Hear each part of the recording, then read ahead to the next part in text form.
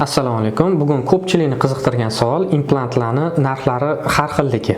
Nimaga bir-biridan farq qiladi, shuni ko'rib chiqamiz. Bizda 3 xil tarifdagi implantlarimiz bor. Budjetli implantlar, standart implantlar va premium implantlarga bo'linadi. Bular bir-biri bilan nimasi bilan farq qiladi?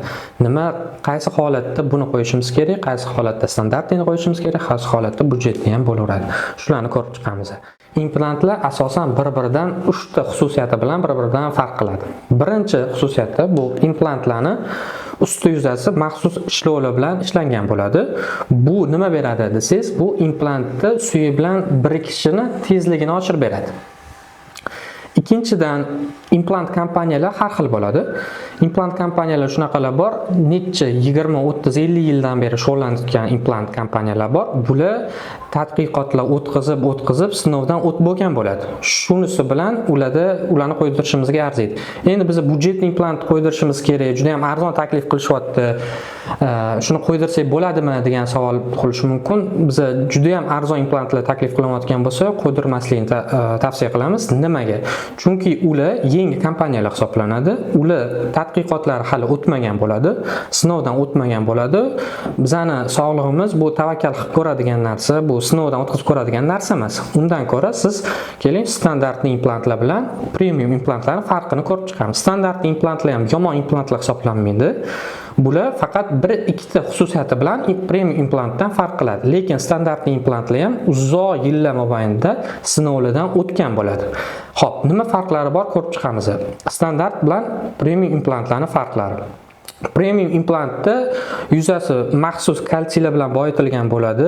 Bular implant bilan suyun tezroq birikishini ta'minlaydi. Ikkinchidan, premium implantlarda devorining qalinligi, implantning tozaligi va bosimga chidamliligi bilan farq qiladi.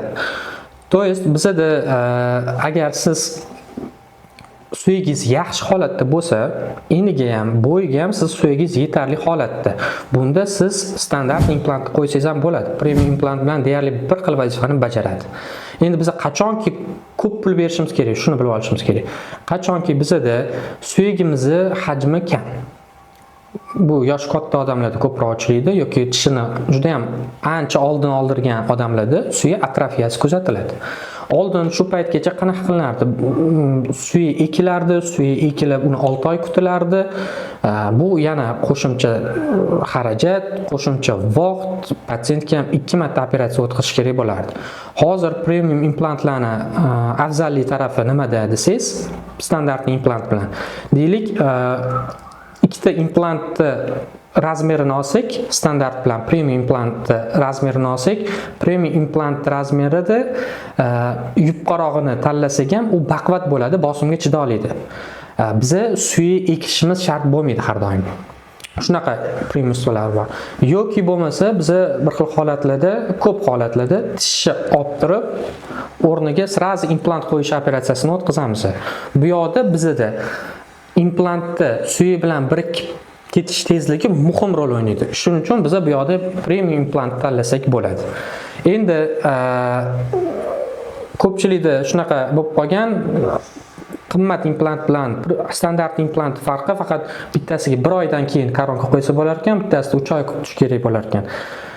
Endi siz o'ylashingiz mumkin, faqat mana 1-2 oy kutishimga mashincha pul ko'proq to'laymanmi deyishingiz mumkin. Yo'q, unda emas gap. Gap o'sha boyaga aytganimizdan keyin tish olindi, o'rniga sirazi implant qo'yilyapti. Implant qo'yilayotganda bu yoqda suyi bilan birikib ketish tezligi juda ham muhim rol o'ynaydi. Yoki boshqa misollar ko'rib chiqsak bo'ladi. Biz 3 ta, 4 ta, 6 ta All-on-4, All-on-6 implant qo'yayotganimizda bizda 1 kundan 7 kungacha sirazi ustiga временный koronkalar qotirib berishimiz kerak bo'ladi. Bularda boyaga aytganimiz suyakka birikib ketish tezligi muhim rol o'ynaydi. Lekin sizda deylik, uzoq vaqt oldin bitta tishingizni oldirgansiz. U bitib oldi, lekin suyigingizni hajmi yetarli. Sizga bir kunda, bir haftada ustiga koronka qo'yib berish zaruriyati yo'q. Chunki siz shu tish bilan ancha vaqt yurgansiz, yana 3 oy yura olasiz. Unda siz обязательно premium implant qo'yishingiz shart emas. Standart implantlar bilan chiqib ketsa bo'ladi. Premium implantlarning eng asosiy yutuqlari buni suyi kam holatlarda buni ingichkarog'ini tanlasak ham u suyini bosimiga chidamli bo'ladi. suyi bilan tezroq birikib ketadi. Biz ustiga bemalol tezroq временный koronkalarni qo'yib bersak yoki постоянный koronkaga tez orada o'tsak bo'ladi.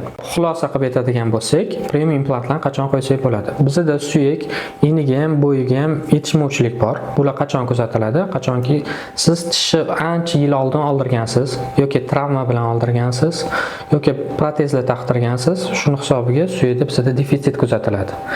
Premium implantlarning yaxshi tarafi, buni implantlarni biz ingichkarog'ini qo'ysak ham, ular bosimni ko'tara oladi. Yoki bo'lmasa ularni kaltasi ham bo'ladi, ular bilan ham chiqib ketsak bo'ladi. Bu birinchi afzalligi. Ikkinchi afzalligi, biz tish olib o'rniga raz implant qo'yadigan jarayonimizda premium implantlarda suyi bilan birikib ketish tezligi yuqoriroq. Bunaqa holatlarda qo'ysak bo'ladi. Uchinchidan, biz oldi sohalarda ayniqsa qo'yayotganimizda ustiga srazi временный bir kun ichida ustiga tish qo'yib beradigan operatsiyalarimiz bo'ladi. Bunaqa holatlarda premium implantlar yaxshiroq ishlaydi, chem standart implantlarga qaraganda. Yana bo'ladi, bizda oldin shu paytgacha suyi qo'yish operatsiyalari o'tkazilgan bo'lsa, iloji boricha bu narsadan chiqib ketishga harakat qilamiz. Suyi qo'ymasdan o'zini bor suyigiga ingichkaroq yoki kaltaroq implantlar bilan chiqib ketsak bo'ladi. Bunda bizga premium implantlar foyda beradi. Endi standart implantlarga keladigan bo'lsak, qachon standart implantlarni qo'ysak bo'ladi? Bizda suyagimiz yetarli holatda, bo'yiga ham, eniga ham holatda. Bizda sraz o'sha kunning o'zida yoki bir haftaning ichida временный koronka qo'yib berishga ehtiyoji yo'q.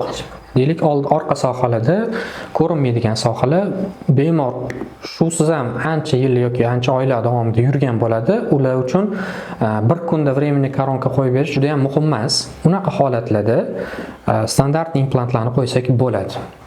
Eng muhimi, implant qo'yilayotganda standart implant qo'yamizmi, eng qimmat implant qo'yamizmi, uni to'g'ri qo'yilishi.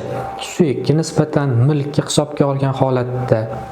Ikkinchi eng muhim narsasi ustidagi konstruksiyani to'g'ri qo'yib berish. Agar bular to'g'ri bajarilmasa, har qanaqa implantlar uzoq bardosh bera olmaydi, tez orada tushib ketadi. Endi hozirgi zamonaviy stomatologiyada qanaqa qilinadi? Biz oldindan siz renginingizni ko'rib, oldindan sizga kompyuterda virtual holatda implantlaringizni qo'yamiz, ustiga tishni qo'yamiz. Yuzingizga, kulganingizga nisbatan, tepa jag'iga yoki qarama-qarshi tishga nisbatan qanaqa turishini oldindan rejalashtirib, o'sha sohaga implant qo'yiladi. Bunda o'sha to'chnis ko'payadi. Agar implant to'g'ri qo'yilsa, standart implant ham, premium implant ham uzoq vaqt xizmat qilib berishi mumkin. Men Otaxo'jayev Bekzod, konsultatsiyaga yozilmoqchi bo'lsangiz, pastdagi raqamlarga murojaat qilishingiz mumkin. Instagram sahifamizga ham obuna bo'lishni unutmang.